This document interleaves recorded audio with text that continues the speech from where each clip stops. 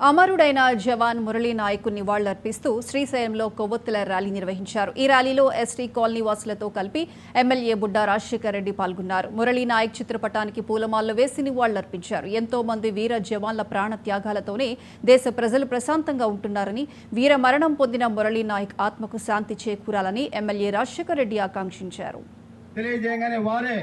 ఇటువంటి ప్రోగ్రామ్ చేస్తున్నందుకు మీకు అందరికీ ధన్యవాదాలని చెప్పి ఈ ప్రోగ్రామ్కి నేను వస్తానని చెప్పేసి వచ్చి నాయకులకు అందరం కలిసి ఈరోజు అతనికి ఈరోజు పోయి అక్కడ పలువురు అక్కడికి పోయి అక్కడ అందరూ అక్కడ దగ్గర ఉండే అతనికి ఎన్నో లక్షల డబ్బులు ఇచ్చి అతనికి ఈరోజు పరిచి ఇక్కడ కార్యకర్తలకు నాయకులకు సొంత పరిచయకు వచ్చినందుకు ఎమ్మెల్యే గారికి వారికి నాయక్ పేరు మీద 2 నిమిషాలు మౌనం వహించాల్సిందిగా కోరుతున్నాను.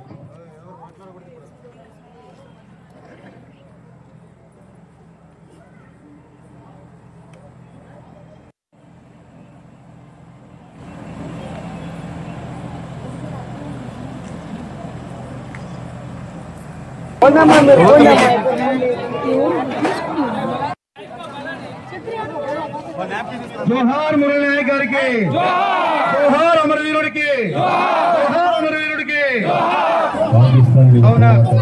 అసూలు బాబా జరిగింది. మరి ఆయనకు ఆత్మ శాంతి చేకూరాలని, వారి కుటుంబ సభ్యులందరూ కూడా మనోధైర్యం ఉండాలని, మన దేశం దయాది దేశమైన పాకిస్తాన్ చేస్తున్న పోరాటంలో అసూలు బాసిన నాయక్ గారికి కాదు, ఇంకా కొంతమంది కూడా వీర జవాన్లు ఉన్నారు.